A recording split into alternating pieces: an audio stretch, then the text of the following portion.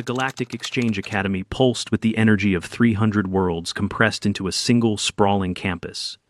Every corridor hummed with voices layered over one another, like the chatter of 1,000 different orchestras warming up.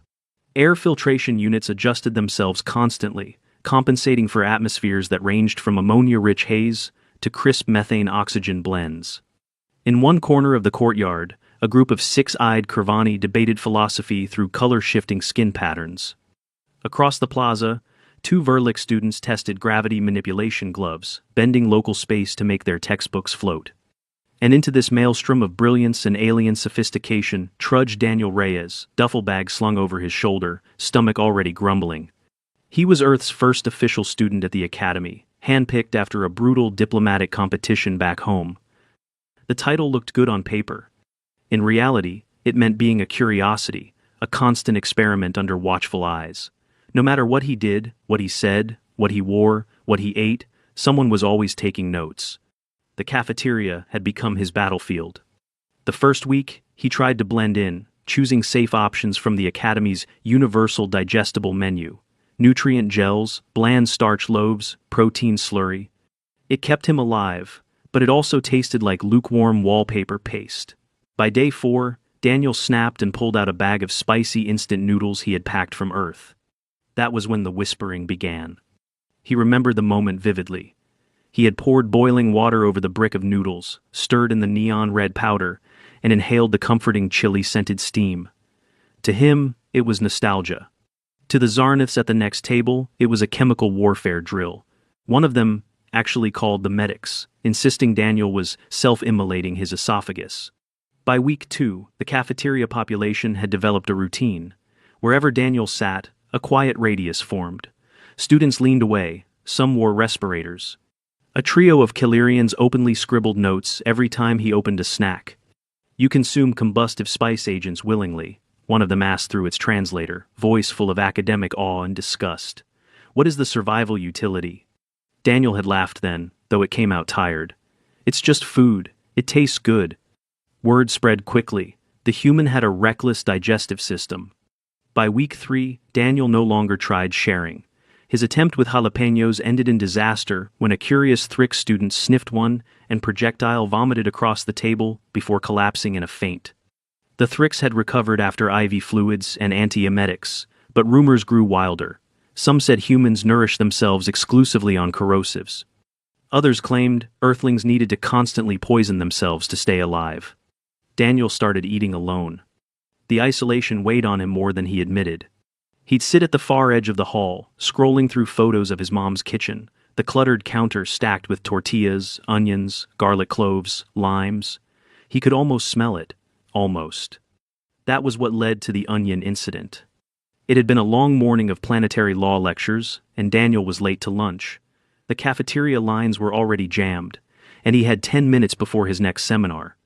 Out of desperation, he unzipped his bag and pulled out what he'd meant to chop into stir-fry later. A fat, white onion. He peeled off the outer skin, brought it to his mouth, and bit down. The crunch echoed across the cafeteria. For Daniel, it was sharp, stinging, comforting, raw, pungent, but familiar, in a way nothing else on this campus was. He chewed, swallowed, blinked back tears from the sulfur fumes, and took another bite. The room erupted. A Rilth screamed and toppled backward, legs thrashing. A Gelvar student gagged so hard his translator cut out mid-word. One of the Kellerians dropped her stylus and scrambled under the table. A professor lunged for the wall panel, slamming the emergency medical alarm. Red lights stuttered across the ceiling.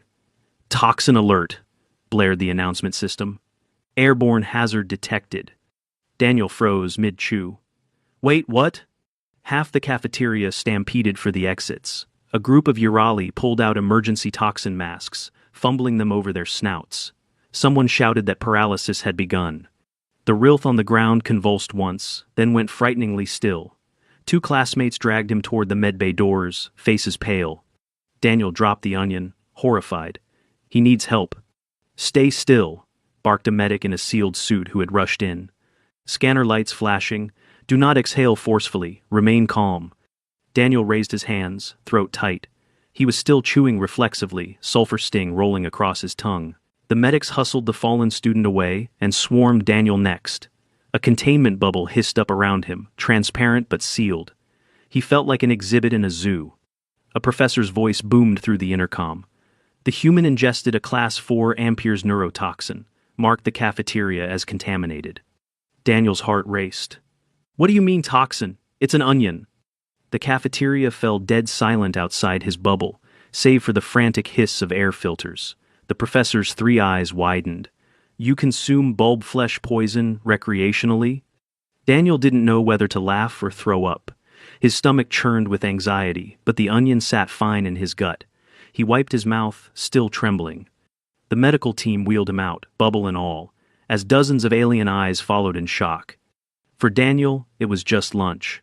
For the academy, it was the opening act of a scandal.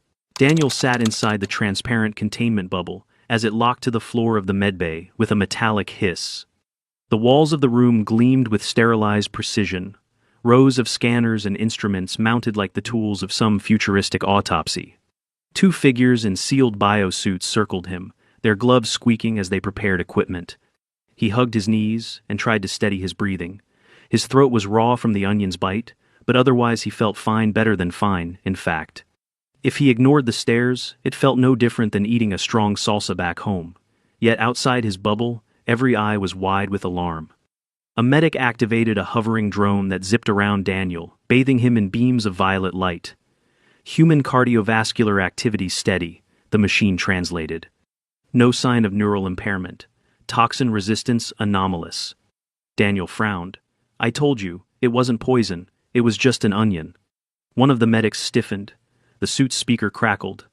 Onion? Clarify. It's a vegetable. Grows underground, bulb-shaped, layers you can peel. You cook with it, or, well, you eat it raw sometimes. He gestured lamely toward his mouth. Like I did. The second medic tapped on a slate. Cross-reference Earth onion with Galactic Xenobotanical Database. The room's AI hummed, then projected a molecular diagram above them, rings of sulfur, oxygen, and carbon compounds forming a jagged lattice. The medic let out a sharp breath. Confirmed. Allium cepa contains thiosulfonates and disulfides. Classified. Class 4, amperes neurotoxin. Lethal airborne concentration for 96% of Academy species, within 3 minutes. Trace exposure causes motor impairment. He looked up at Daniel through the visor. You should be dead. Daniel forced a shaky laugh, but it died quickly. Guess I missed the memo. A professor entered, robes rustling, his 3 eyes narrowing at the sight of Daniel, chewing something a moment later. He had taken out a stick of gum from his pocket to calm his nerves. The professor's jaw dropped. He introduces more chemicals while detained? It's mint, Daniel muttered, cheeks burning. It's just mint. The gum was confiscated anyway. Hours blurred into a carousel of tests, blood samples drawn through needle-sealed gloves, pupils checked with retinal scanners, lung capacity monitored as he was ordered to breathe in and out until he nearly coughed. Electrodes stuck to his skin, tracked electrical activity across his nervous system. Every test came back the same. No trace of damage, no indication of toxin buildup. Meanwhile, the RILF student who had collapsed in the cafeteria was stabilized 2 rooms away. Daniel caught fragments through the medbay chatter. Temporary paralysis, difficulty breathing, but improving under antitoxin infusion. The knowledge knifed guilt into his chest. His lunch had nearly killed someone. He hadn't meant harm, but intent didn't matter when the result was a body convulsing on the floor. By late evening, the containment bubble was replaced with a negative pressure chamber, thick walls, with its own filtration system. Daniel sat on the bed in a sterile gown, hands fidgeting in his lap. Outside the glass, faculty members argued heatedly, their voices muffled through the barrier. Finally, one approached, activating the intercom. She was tall, insectoid, with translucent wings that vibrated faintly when she spoke. Daniel Reyes of Earth. You are hereby prohibited from introducing any unregistered organic material into Academy grounds. The onion has been catalogued as a Class 4 amperes hazard. Your personal belongings will be searched. Daniel's chest tightened. Look, I didn't know. Back home it's normal. I wasn't trying to break rules. The insectoid's antennae twitched. Ignorance does not negate outcome. Today's event required mobilization of emergency services and resulted in medical trauma. She paused, clicking something onto her slate. The cafeteria will remain sealed until decontamination is complete. You will remain under observation for 72 hours. Daniel leaned forward. 72? I have classes. Your survival takes precedence, so does the safety of others. When the intercom cut off, the room fell silent again. Daniel dropped his face into his hands. 3 days locked up, treated like a walking chemical weapon. He thought of his mother's cooking, of laughing cousins stealing onions straight off tacos in her kitchen, and the memory stabbed at him with homesickness so sharp it hurt. Here, the same act had sparked chaos. Maybe he really didn't belong. The door opened briefly to admit a single visitor, Koresh, a quiet, soft-voiced Callan student from Daniel's astrophysics seminar. Thin, four-armed, with skin that shimmered faintly blue under the medbay lights, Koresh carried no notes this time. He only pressed his palms to the glass. You scared everyone, his translator said evenly, but I don't believe you meant to. Daniel lifted his head, surprised. You don't think I'm insane? Koresh tilted his head. Reckless, perhaps, but not insane. I saw you eat that onion. You were pleased. Not writhing, not choking. Pleased. It contradicts everything our databases predict. He leaned closer. I wish to study this. Daniel let out a hollow laugh. Glad I can be your science project. Koresh's eyes softened. Or maybe a friend. Before Daniel could answer, medics ushered Koresh away. But the small crack in the wall of suspicion remained. Someone believed him. Someone wanted to understand. The next morning, bureaucracy struck. A proclamation was posted on the Academy's main intranet. Notice: Allium genus prohibited. Effective immediately, no bulbs classified as onion, garlic, leek, chive, or shallot may enter Academy grounds. Violation will result in disciplinary review. Underneath, a bold red line, cross-species edibility, protocols to be drafted. Rumors spiraled faster than plasma storms. Some claimed humans were immune to poisons because they bathed in acid rivers. Others insisted Daniel had surgically modified organs. One particularly dramatic student swore he saw fire flicker from Daniel's throat as he chewed. When professors questioned him later, the inquiries turned invasive. Could they extract tissue samples? Would he agree to invasive gut imaging? Daniel refused both, his patience thin. He wasn't going to be carved apart just to satisfy their curiosity. Still, the tests continued, non-invasive but endless. By the third day, his vitals remained steady. No neurological decline, no organ distress, no sign of the toxins the Academy feared. Against every chart and warning sign, he was healthy. On the evening of his release, Daniel was escorted back to his dorm with a small convoy of security drones hovering around him like a prisoner being transported. As he walked, students leaned out of doorways to stare. Whispers followed him like shadows. The poison eater. Walking hazard. Maybe he isn't even alive the way we are. Daniel closed his eyes briefly and forced himself not to react. His chest ached with loneliness, but he kept moving. He couldn't change their minds overnight. But maybe, just maybe, someone like Koresh would help him find a way to belong. For now, though, his stomach rumbled. He hadn't had a decent meal in 3 days.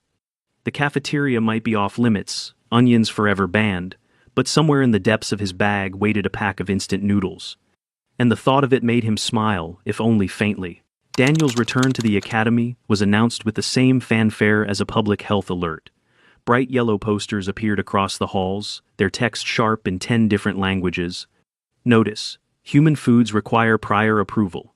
Do not approach unsealed human consumables without respiratory protection. Report all incidents immediately. Some wag had added a cartoon of him holding an onion in the corner.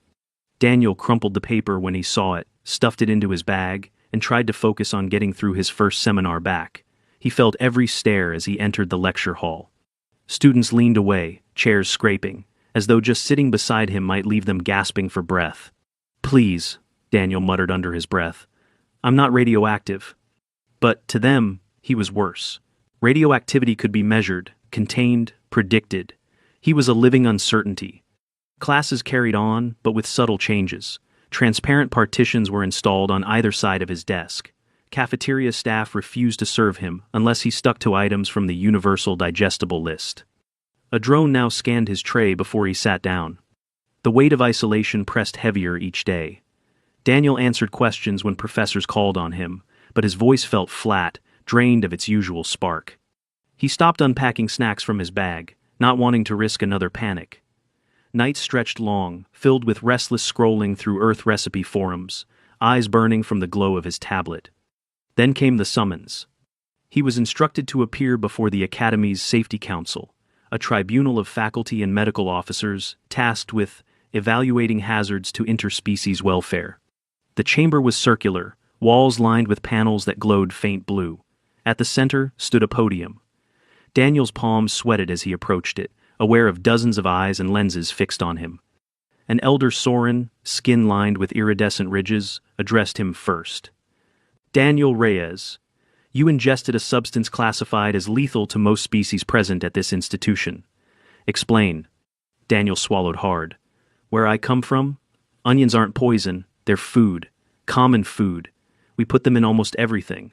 We don't just survive eating them, we thrive. They give us flavor, nutrients. To us, it's normal. A ripple of disbelief spread across the council. One professor tapped frantically on her slate, double-checking his claim. Another muttered, adaptation bordering on madness. The elder Soren continued, are there other such foods? Daniel hesitated. If he told the truth, the list might terrify them more, but hiding it would only worsen the suspicion. He sighed. Yes, garlic, chili peppers, mustard, fermented cabbage, vinegar, coffee, alcohol, even chocolate. A lot of what we eat contains compounds you'd probably classify as dangerous. A murmur surged through the chamber like static. Why? Someone demanded. Why expose yourselves to harm? Daniel clenched the podium. Because our bodies can handle it. Because those foods kept us alive in harsh places. They kill microbes. They store well. They warm you in the cold. They make bland food edible. It's not harm, it's survival. And yeah, it's pleasure too. The silence that followed was heavy. Finally, the elder raised a clawed hand. Your testimony is noted. Until further notice, you are forbidden from consuming unapproved human foods in public. We will draft guidelines. Daniel bowed his head, dismissed. The hearing ended, but the whispers only grew. That afternoon, in the library, Koresh found him slumped over a desk. You spoke with strength, the Callan said softly. Daniel snorted. They think I'm insane. Koresh tilted his head. Not insane, resilient. Perhaps too resilient. That is what unsettles them. Daniel rubbed his eyes. Great, resilient freak, that'll look nice on my resume. But Koresh wasn't the only one who had taken notice. Within days, students from xenobiology began approaching him, carefully, from a distance, but with undeniable curiosity. A timid Verlick unfurled a tendril near his desk. Is it true you consume roasted bean extract that causes alertness? Daniel blinked. Coffee? Yeah, every morning back home. Another, a Gelvar with skin like melted glass, leaned in cautiously. Do you truly ferment dairy until bacteria transform it into solid? Cheese, Daniel said, lips twitching despite himself. And yes, lots of varieties. Some smell worse than my socks after gym class. The Gelvar recoiled, but scribbled notes furiously. By the end of the week, Daniel's dorm mailbox overflowed with requests for interviews, not hostile, not mocking academic. Students wanted to catalog Earth foods, compare molecular structures, test tolerances and simulations. The shift was subtle but undeniable. Where once there had been laughter and fainting spells, now there was research. He had gone from cafeteria pariah to living case study. Still, the loneliness remained. Eating alone under the gaze of 3 monitoring drones wasn't exactly comforting. One evening, Koresh joined him, setting down a sealed flask of Academy nutrient broth on the far side of the partition. May I watch? Koresh asked. Daniel raised a brow. Watch me eat? For science. Daniel chuckled, shaking his head. But he unwrapped the snack he'd chosen carefully. Garlic bread, brought from Earth in vacuum-sealed packs. The smell hit the air as soon as he tore it open, rich, buttery, sharp, with garlic. Across the room, a student coughed into his sleeve, others muttering as they activated personal air filters. Koresh's nostrils flared, his translator buzzed. That is the aroma of death. Daniel tore off a piece, chewing slowly. It's delicious. Want to know something funny? Where I come from, this is comfort food. Koresh's eyes gleamed with something between horror and fascination. He tapped on his slate, recording every detail. That night, Daniel received an invitation from Professor Thelen, head of xenobiology. A formal request. Would he be willing to collaborate on a paper exploring human gastrointestinal tolerance to hostile compounds? The title proposed was equal parts flattering and insulting. Adaptation or Madness, a study of human digestion.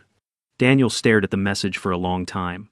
Part of him wanted to refuse, to tell them he wasn't a lab rat. But another part, one aching for recognition, for belonging, hesitated. Maybe this was a way to prove he wasn't just a hazard warning in human form. For the first time in weeks, he felt a flicker of purpose. He sent back one word, yes. For the next month, Daniel's life transformed from isolation to reluctant collaboration. Every few days, he reported to Professor Thelen's xenobiology lab, where equipment hummed and students flitted about with scanners, slates, and respirators. He was still treated like a walking hazard, but now it was the cautious respect of scientists, rather than the recoil of frightened peers. His role was simple on paper: eat. They began with small items he had smuggled in from Earth, each carefully sealed and labeled. Every test followed strict protocol. First, a chemical scan to identify compounds. Then, a simulated exposure in controlled chambers. Only after 3 safety checks would Daniel sit at the glass partition table and unwrap the food. The first day, he bit into a jalapeno. Gasps echoed as he chewed calmly, sweat beading on his brow. His heart rate jumped, but nothing else. Students scribbled furiously, recording phrases like, "Subject reports pleasant burning sensation." The next week, it was sauerkraut. Thelen nearly fainted when the bacteria count registered higher than most controlled biolabs. Yet, Daniel ate it, chuckling through the sour tang. Each demonstration fed into the paper, co-authored under Daniel's name, Adaptation or Madness, a study of human gastrointestinal tolerance. The title stung at first, but he admitted it fit. To the Academy, human digestion was both marvel and insanity. Slowly, curiosity spilled into the halls. Students began approaching him, not with fear, but with questions. What did chocolate taste like? Did garlic really warm your blood? Could alcohol make you hallucinate? Daniel answered patiently, describing flavors and effects, though always with warnings. No one was reckless enough to try not after the onion incident. Even the cafeteria changed. A corner table was designated Human Zone, marked by yellow hazard tape and equipped with extra air filters. It was absurd, but it was also the first time Daniel felt like he had a place carved out for him. One evening, Koresh joined him again, setting his nutrient broth across the partition. "Your name appears on the research archive now," Koresh said, tone tinged with admiration. "Few students achieve that so early." Daniel grinned faintly. "Yeah, as a digestive circus act. Or as proof that life adapts in ways we do not expect." Koresh leaned forward, 4 hands folded neatly. "You belong here more than you think." The words hit deeper than Daniel anticipated. Belonging had felt impossible when students fainted at the smell of his lunch. Now, maybe it was within reach. Thalen insisted on one final demonstration before submitting the paper: pickled eggs. Daniel had rolled his eyes but agreed. The lab was packed that evening. Rows of students pressed behind glass, respirators in place, slates ready. Daniel sat alone at the partition table, jar of cloudy brine before him. He unscrewed the lid, the sharp vinegar scent filling the room. A few students gagged into their masks.